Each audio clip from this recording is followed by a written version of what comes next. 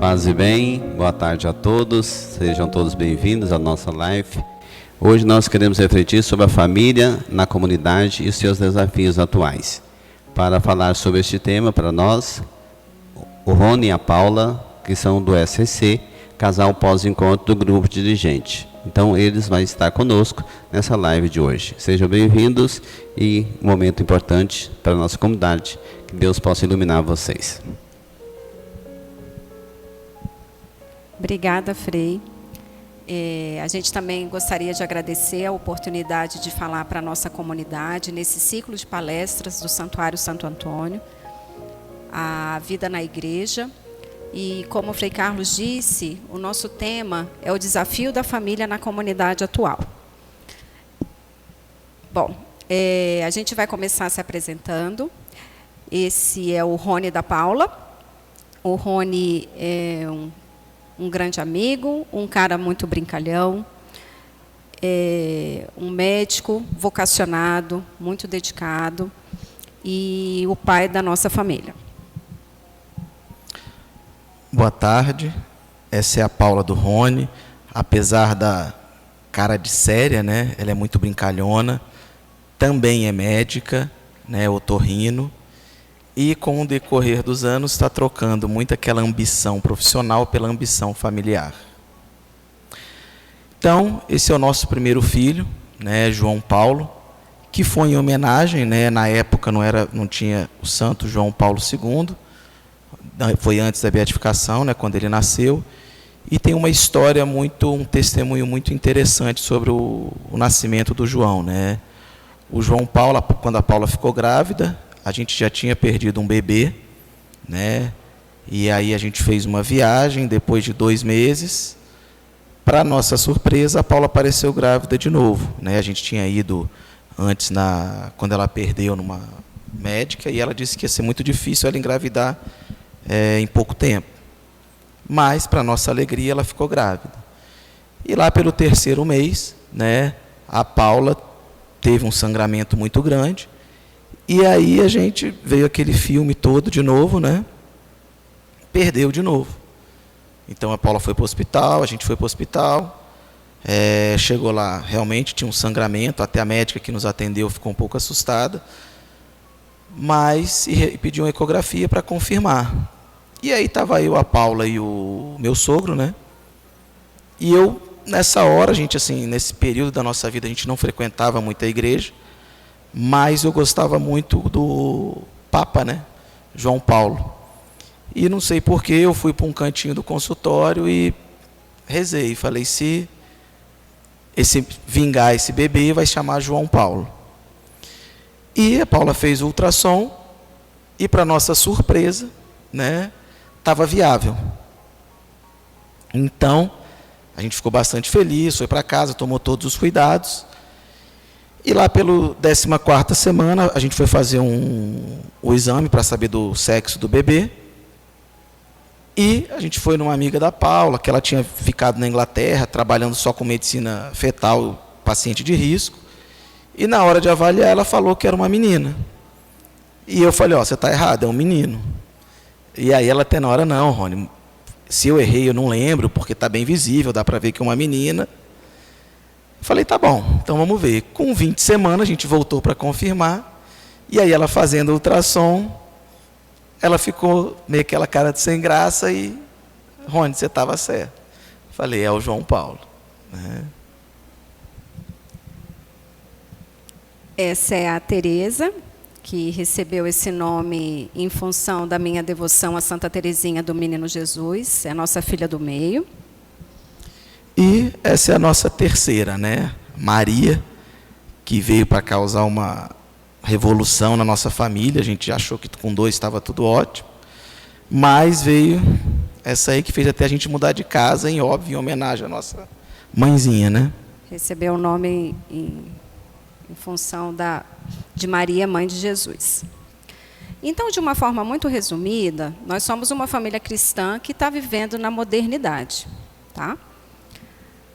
E, fazendo uma reflexão a respeito do tema da nossa palestra, que são os desafios na comunidade atual, a gente se aprofunda primeiro nesse termo comunidade, Então, a gente vai se referir à comunidade como um conjunto de pessoas que apresentam características comuns, sejam elas culturais, étnicas ou históricas, e a nossa comunidade que está inserida nessa sociedade humana, nessa sociedade hoje nossa, brasileira. Tá? Quando a gente olha a sociedade, a gente pode olhar por diversos pontos de vista, sejam eles econômicos, políticos, sociais, e a gente optou por mostrar a comunidade atual e o que ela vem vivendo através de uma perspectiva econômica. Tá? E pode ser que muitos não saibam o nome do que a gente está vivendo, mas a gente está vivendo uma quarta revolução industrial do ponto de vista econômico. Né? A gente está vivendo uma revolução tecnológica que muda fundamentalmente a forma como a gente vive, como a gente se relaciona e como a gente trabalha. Tá? A gente não fala só de uma era digital, a gente fala de uma era digital que serve de base para nossas, vamos dizer, para os nossos meios de produção. Tá?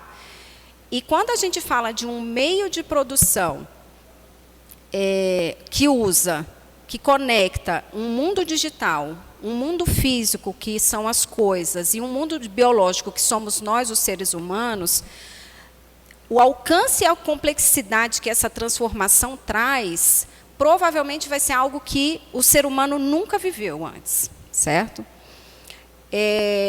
Então, como eu falei, essa inteligência artificial, ela visa substituir o homem na produção. Tá? Mas não é só mecanicamente.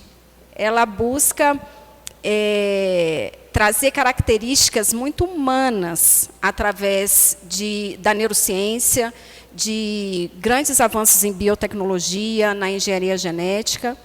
E, como qualquer revolução, isso tem vantagens, desvantagens, tem desafios e muitas oportunidades.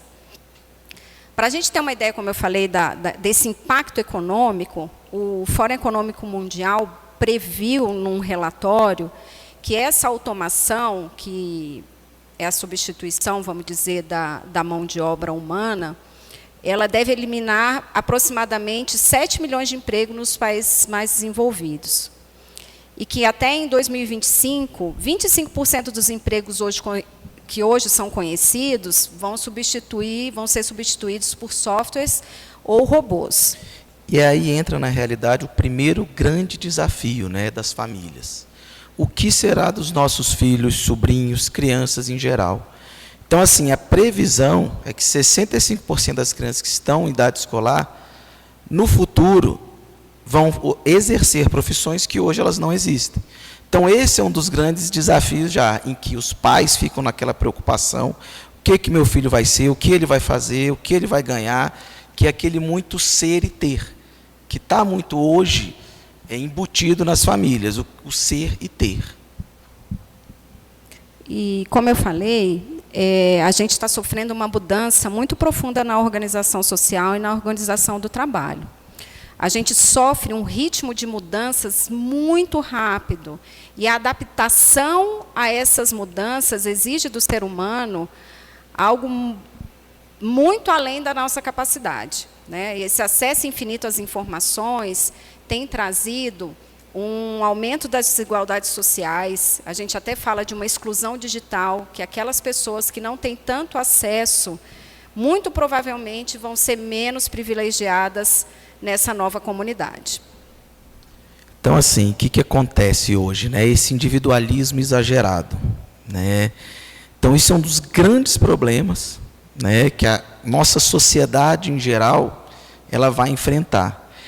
Em que, com essa tecnologia bastante avançada, tá, o homem está se sentindo cada vez mais autossuficiente e até independente das inter-relações pessoais. E um dos grandes problemas é que ele está se botando como centro. Né? E aí vem o papel de Deus. Aonde que entra Deus nessa história? Então, o homem está tão se achando, né, tão autossuficiente, que ele muitas vezes está esquecendo, né, da sua atividade cristã, da sua atividade religiosa, que é extremamente importante. Uma outra característica dessa comunidade atual é a ausência de sentido de vida. Como o Rony falou, independente da comunidade, seja no Brasil ou seja em qualquer outro país, isso tem sido visto muito claramente. O homem sob o olhar do próprio homem, sem a perspectiva do olhar sobre a comunidade, sobre o outro. E sempre trazendo um peso de uma felicidade perpétua. Nós todos somos obrigados a ser felizes. Afinal de contas, isso está nas mídias sociais, isso está nas redes sociais, que existe uma vida com filtro. Eu publico aquilo que eu gostaria de ser.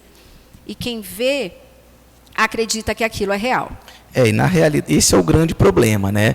Hoje a gente vai nas mídias sociais, todo mundo é feliz. Todo mundo é bonito, você tem aqueles filtros lá para mudar, se a pessoa acha que está gordo, para ficar magro, o nariz grande ficar pequeno, o olho ficar verde. Só que a vida real mesmo, o que está acontecendo? É justamente o contrário. Está tendo um aumento muito grande, né, dos casos de depressão e ansiedade. E um problema maior é que, inclusive, em crianças, em que o aumento de suicídio, algo assim, nunca imaginável, né, suicídio em criança, o que leva uma criança de 10 anos a tirar a sua própria vida. Então, o que está faltando, né? A gente fala também de um materialismo muito profundo, que, afinal de contas, essa sociedade que precisa produzir, precisa também consumir. A gente vive a era dos selfies, de um narcisismo muito exagerado, e muitas vezes a gente percebe um confinamento das pessoas no próprio conforto. Porque, a partir da fuga dos compromissos sociais e familiares, afinal de contas, eu consigo me comunicar e me interrelacionar com as pessoas através das redes sociais. Então, eu posso evitar aquilo que eu não quero. Provoca um isolamento social bem nítido, bem claro, com uma exagerada conectividade virtual, que na pandemia foi útil, mas que no dia a dia, talvez não seja tão válido assim. Então, assim, um outro tema, né, um outro desafio, né, que as famílias já vêm enfrentando, tá, com relação à sexualidade, né? A gente vê crianças de 8, 9, 10 anos já falando em namoro, em eu sou isso, eu sou aquilo. Então, assim, como que uma criança, tá, eu digo 10, 11 anos, já sabe a respeito de namorar, fazer aquilo, fazer... Então, assim... Isso vem muito atrelado ao quê? As mídias sociais. Então, assim, um dos grandes, para mim, o grande desafio, se eu pudesse assim, resumir tudo, tivesse 1 minuto, seria esse avanço tecnológico. E que, a partir dele, você tem inúmeros outros conceitos que começam a ser distorcidos, né? E um deles é a sexualidade, que, é claro, tem o acesso, né, o fácil acesso ali, por mais que a gente tente impor algumas restrições, a gente sabe que é muito difícil, né, porque isso avança, essa inovação ela avança. Então, hoje, crianças, adolescentes e próprios adultos, os adultos, né, têm o acesso muito fácil. E aí a gente se pergunta, como é que a gente vai encarar tantos desafios? Como que a gente vai vencer como sozinhos, né? Afinal de contas, esse homem autossuficiente deveria ser capaz de conseguir fazer tudo isso sozinho. E uma resposta muito rápida veio com a pandemia da Covid-19. A gente percebeu que, apesar dos benefícios desse isolamento social, a gente percebeu que o ser humano ele é gregário, né? Ele depende de interações sociais, de inter-relações humanas, tá? Como nos incomodou ficar longe um dos outros, não frequentar ambientes em que era possível aglomerações, né? E a gente ainda se pergunta, será que a gente sobreviveria sozinho? Pela primeira vez, talvez, na história, a gente tenha percebido como é importante o papel de cada um na prevenção da transmissão de uma doença, né? Será que idosos, pessoas pobres, também teriam sobrevivido sem a ajuda de um dos outros, sem o nosso papel como cidadão e como comunidade? E ainda a gente se pergunta, será que a gente conseguiria viver isso só em família? Né? E a gente vai voltar um pouquinho da nossa história de novo, para mostrar que a nossa conclusão é que não. A gente também não conseguiria viver todos esses desafios sendo só uma família. Então, assim, a nossa história começou, né, em 2008. Né? 2009, desculpa. Em que a gente fazia residência lá no hospital de base. Né? E aí a gente trabalhava muito, eu já via que a Paula sempre me olhava assim nos corredores, mas não tinha tempo. Isso é então, feio, mentir na igreja. Num determinado plantão, graças a Deus não tinha muito paciente, a gente começou a conversar. Papo vai, papo vem, até que ela me chamou para a gente sair um fim de semana. E aí a gente saiu e deu tudo certo, desde então a gente não desgrudou. Né? A gente ali naquele período, no início, a gente não queria nada muito sério, a gente tinha saído de outros relacionamentos. Ela foi para São Paulo fazer uma subespecialização, ela voltou, eu fui para São Paulo e voltei. E aí a gente ficou junto, né? Veio essa... A gente não pensava em ter filho, nada por enquanto, porque a gente ficava naquela busca de profissional, do ser e ter. Né? Mas a Paula engravidou, perdeu, e aí depois, já contei, veio o João Paulo, né? Para mudar um pouquinho a nossa história e o nosso conceito de família, né? E nós tivemos o João Paulo e adiamos o nosso casamento civil, nosso casamento religioso. E, sinceramente, a gente falava num casamento por uma pura convenção social e uma convenção familiar. Né? Nós dois somos de formação cristã na nossa infância, nossas famílias são católicas, mas a gente mesmo estava muito afastado da igreja. E então vamos casar, né? A gente tem que casar, afinal de contas nossos pais querem, a nossa família vai precisar ter essa referência, então vamos casar. E a gente sempre muito ocupado, o Rony com vários empregos, eu com vários empregos, com o João Paulo pequeno, preparativos de casamento, de festa, de cerimônia, a gente acabou deixando o curso de noivos um pouco para depois. E a gente descobriu que não tinha como casar sem curso de noivos. Né? Então, a gente procurou o último curso de noivos que a gente poderia fazer naquele ano, e, por uma coincidência ou não, aí a gente tem que falar na ação da intervenção divina, eu vim até a Paróquia Santo Antônio, e fui até a secretaria e pedi, na semana de realização do próprio curso, e pedi para a secretária para nos inscrever. E ela disse, olha, infelizmente o curso já está encerrado, mas eu tenho quase certeza que se você procurar a coordenadora do grupo, ela certamente vai conseguir colocar vocês no grupo. E é nesse momento que aparece um anjo na nossa vida, que muitos de vocês já conhecem, que é a Aurinha. Não a conhecia, entrei em contato com ela por telefone e expliquei a situação, que a gente tinha um filho pequeno, numa correria danada, a gente queria muito desejar o curso de noivos e, infelizmente, a gente tinha deixado para a última hora. E ela, obviamente, sempre muito carinhosa, nos acolheu, e nós fizemos nosso curso de noivos aqui na paróquia, que foi, para mim, a nossa primeira revolução como casal perante a Deus. Né? Nós nos casamos 2 meses depois. Aqui vocês podem ver o João Paulo no colo do Rony, era um bebê muito pequeno ainda. E a gente realmente não planejava ter outros filhos naquele momento. A gente ainda tinha essa manutenção de metas profissionais, metas financeiras, e escolhemos adiar um pouco ter outro filho. Né? Mas, como a gente diz, veio a nossa segunda gravidez não programada. E claro, né, só para um adendo, todas as gravidezes da Paula foram de alto risco. Ela teve diabetes gestacional em todas, aquela angústia, e João Paulo nasceu, ficou na UTI, Tereza, seguindo o irmão, também ficou na UTI. E assim, vocês podem ver que eram 2 bebês muito pequenos, era um período da nossa vida que a gente vivia bem cansado, bastante extenuado pelo trabalho e por exigências que eram puramente materiais, certo? E aí entra, né, eu estava na missa, né, um domingo, a gente começou a frequentar um pouco mais, mas não tão ativo, né? E um determinado domingo eu estava na missa, né, e aí, mais uma vez, quem cruza por mim? A Aurinha. Então, ela cruzou por mim, lembrou e falou: oi, como é que está a Paula? Queria convidar vocês para o ECC, o Encontro de Casais em Cristo. Aí eu falei: ótimo. Aí pegou os dados, falei: vou chegar em casa e vou falar com a Paula. A Paula topou, até para a gente, como casal, melhorar, que essa é a função, né?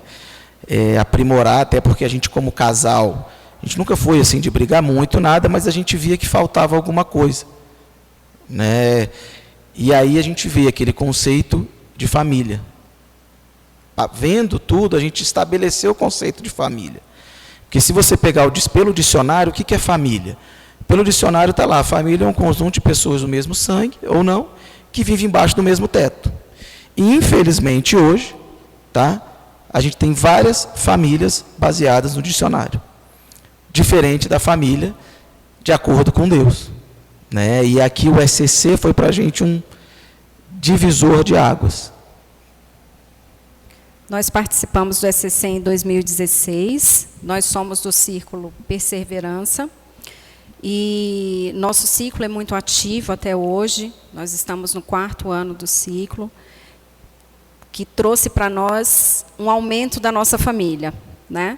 Aqui são algumas fotos desse grupo maravilhoso, que é uma família, na realidade, né? A gente considera eles como integrantes da nossa família, né? Então, eles têm poder de decisão na nossa história, têm poder de opinião na nossa história, e trazem muito aconchego, e até como a gente costuma dizer, eles são nossos amigos de fé, que reforçam a cada mês a nossa história e a nossa fé dentro da igreja. E estava tudo indo de vento em polpa. A gente resolveu abrir a nossa clínica com uma repercussão financeira, uma repercussão de tempo, e continuávamos construindo a nossa vida como um casal e 2 filhos. Desde que eu engravidei pela 3ª vez. E eu, nessa retomada da minha vida profissional, para mim foi um choque extremo, estar grávida, privada de novo por conta da diabetes, do afastamento profissional, com 2 crianças muito pequenas ainda.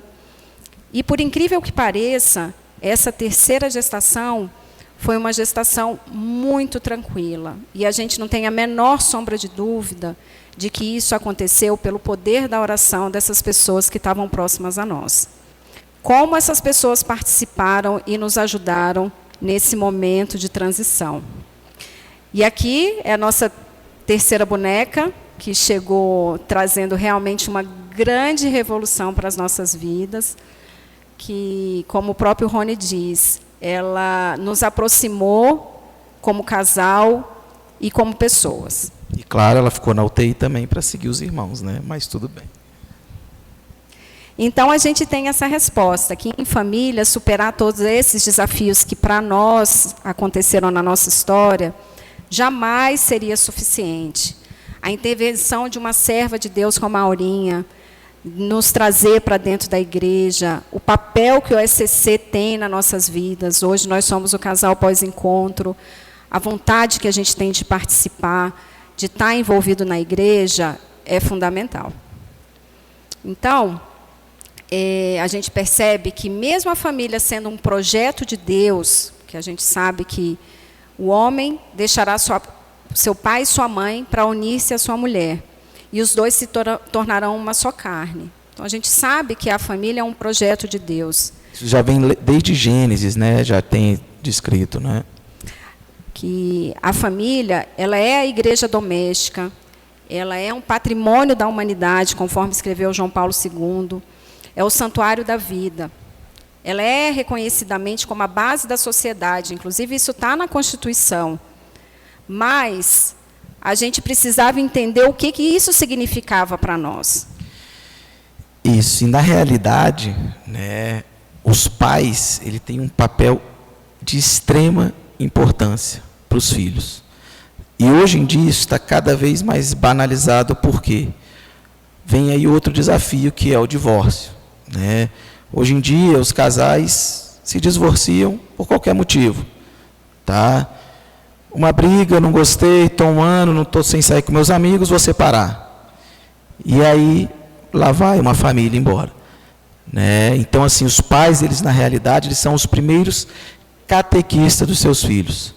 É extremamente importante o papel que os pais exercem, tá? Nessa função de trazer os seus filhos para a igreja, né? De forma que eles possam realmente formar uma família, né? Inclusive tem aí o YouCat, né? Que é meio que uma diretriz, né? Do catecismo das crianças.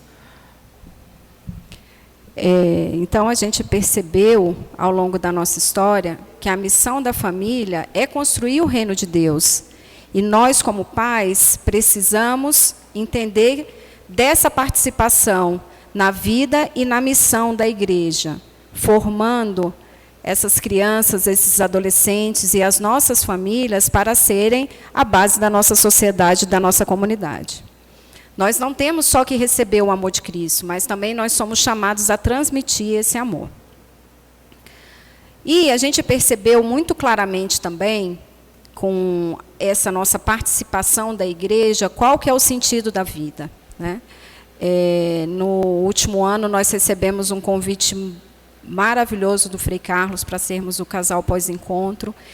E, nesse momento da pandemia, está inserido nesse contexto participar dessa capacidade de superação de obstáculos que a gente tem enxergado aqui dentro da igreja, dentro do Santuário Santo Antônio. A capacidade de união das pessoas nos trouxe muita coragem como pessoas e como família. Então, a gente reflete cada vez mais que o sentido da vida, ele não é material, ele é espiritual.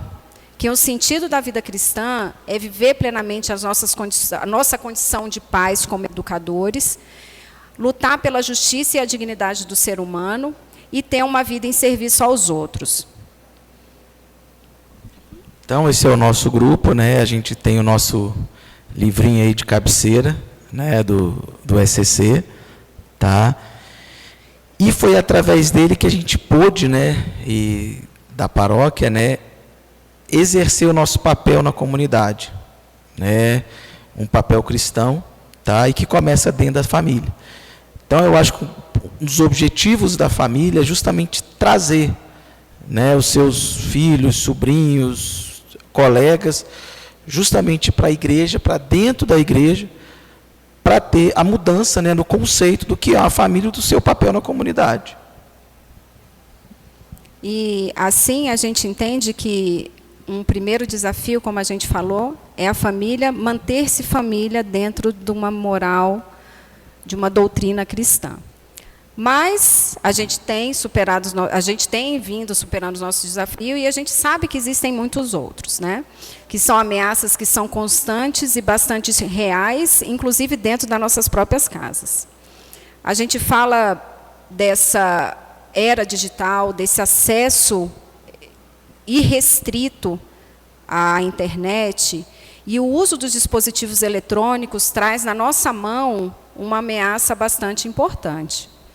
A gente, como pais, a gente percebe que ele é um facilitador, um tablet, um celular, que pode ser entregue para um filho no momento que a gente precisa de alguma coisa. Ele também reflete a nossa dificuldade de falar não. É muito mais fácil eu entregar um celular do que eu dizer não, né? Agora, será que isso é válido? Então, assim, já é sabido, né, o prejuízo que traz, né, o uso dessa tecnologia. Eu até estava atendendo, tem uns 10 dias, os pais são meus pacientes, trouxeram a filha, né, de 15, 16 anos, e ela entrou com o celular no consultório. Continuou, ficou, o pai falando, e aí eu, em determinada hora, pedi para ela falar o que ela sentia, que ela já tinha 15, 16 anos, né? E aí era dor no pescoço e dor no punho, né? Ou seja, isso aí você não precisa ser ortopedista para saber por que ela estava com essa dor. E aí eu simplesmente perguntei à mãe, quanto tempo ela fica no celular? Ela, o dia inteiro. E aí eu fiquei, mas vocês não fazem nada? Não.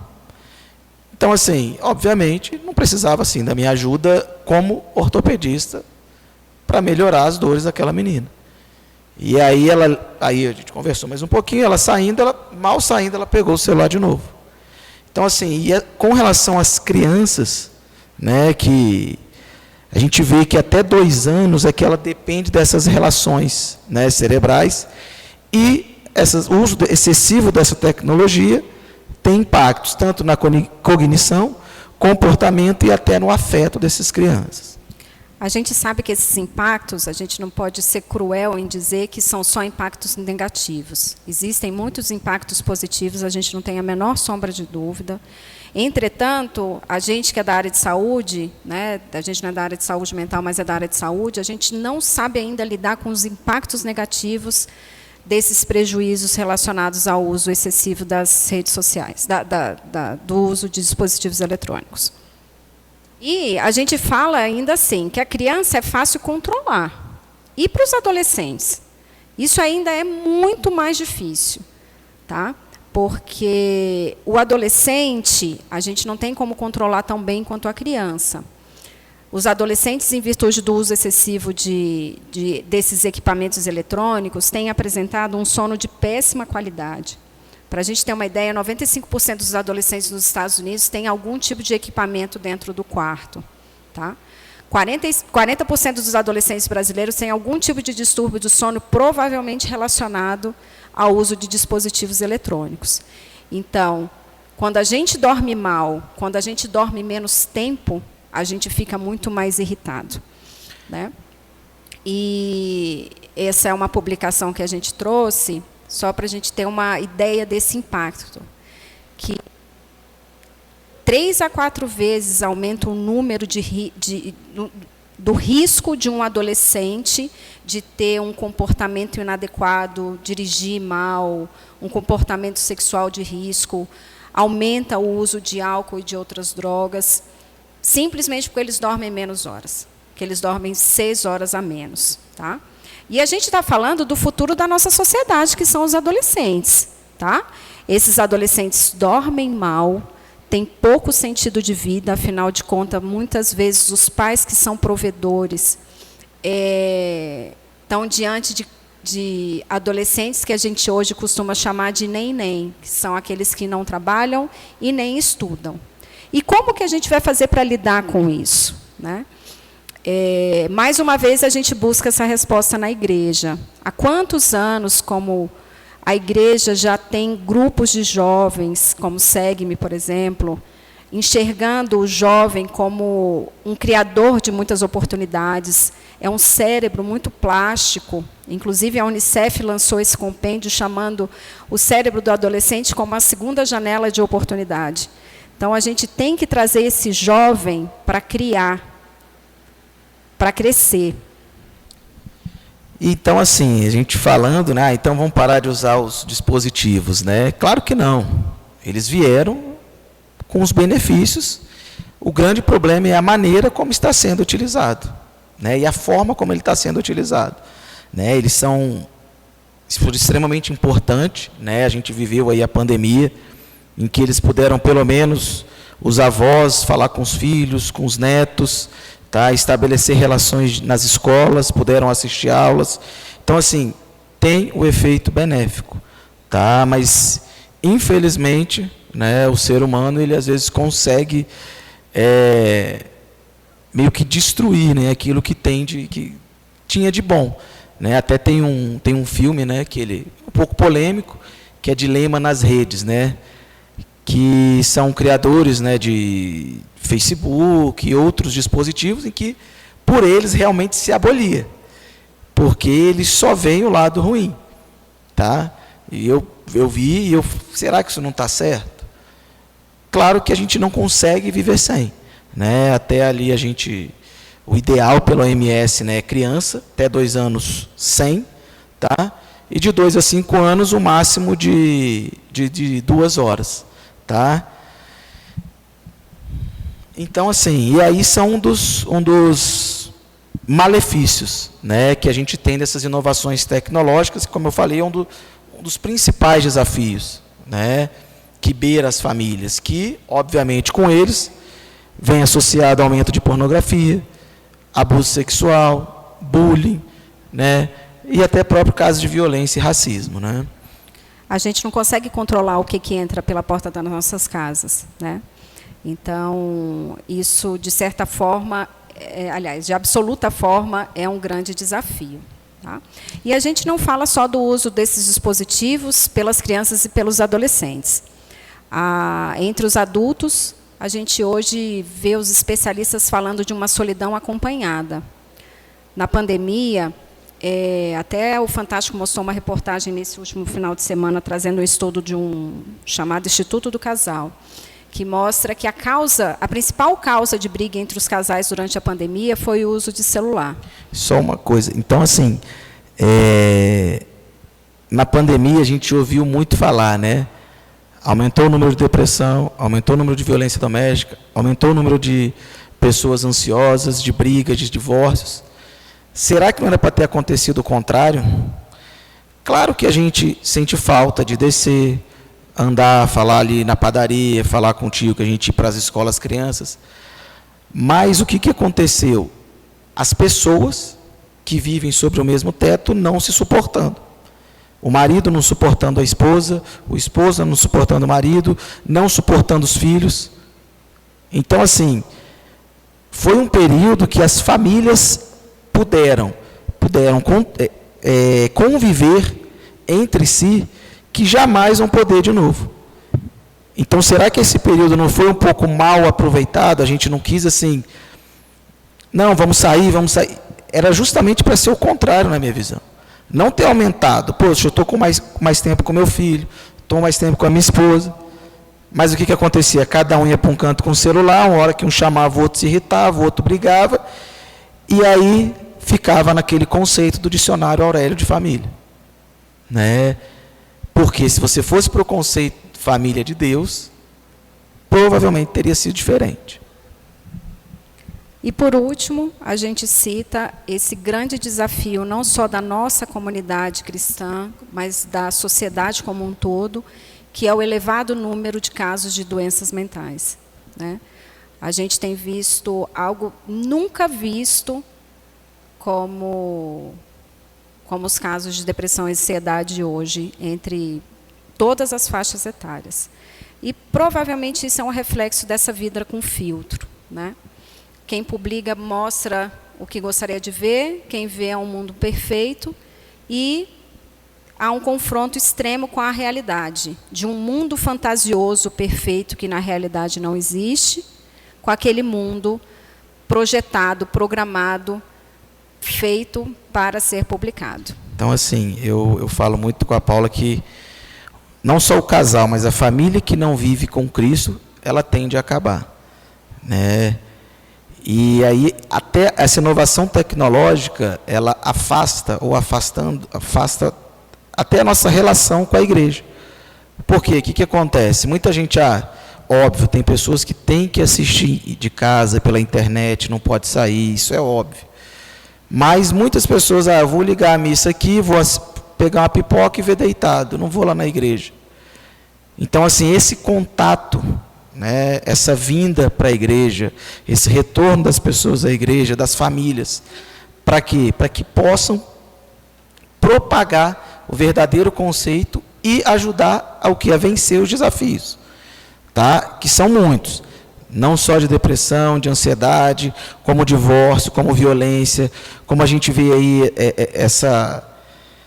hoje é muito mais o você ter do que qualquer outra coisa. Não, que vai para a missa, que caretice. Então, assim, eu acho que a gente tem que tentar difundir, né, o verdadeiro conceito da família, que é claro, o que a Paula falou, mesmo na família cristã, a gente vai ter os desafios. Só que dentro da igreja é muito mais fácil você superar. Tá? Você consegue ter uma palavra do Frei, ter uma palavra de outras pessoas mais experientes, que provavelmente já passaram por isso. Tá? Ao invés de você sentar num bar e for pedir um conselho para o amigo, não, separa logo, a melhor coisa, não deu certo. Arruma outro, tá cheio de menina aí, entendeu? E vice-versa, cheio de rapaz para menina. Então, assim, eu acho que isso é o principal, eu não digo nem conselho, digo desafio que a gente tem que tentar enfrentar. É resgatar a família, né? A definição de família. E a gente finaliza por aqui, agradece a oportunidade, não só de falar para a nossa comunidade, mas de vivenciar a nossa comunidade, de aprender tanto aqui. Obrigado. Agradeço ao casal, né, por essa oportunidade de refletir. E assim, eu acho que o mais importante, os desafios de tudo isso, é que nós precisamos investir na nossa família. Deixar bem claro, eu acho que é um processo que nós estamos fazendo. E o objetivo do nosso santuário, com as nossas lives, é refletir a realidade da vida. Então, no próximo, daqui 15 dias, vamos retomar de novo a nossa live e refletir esses momentos importantes da nossa comunidade.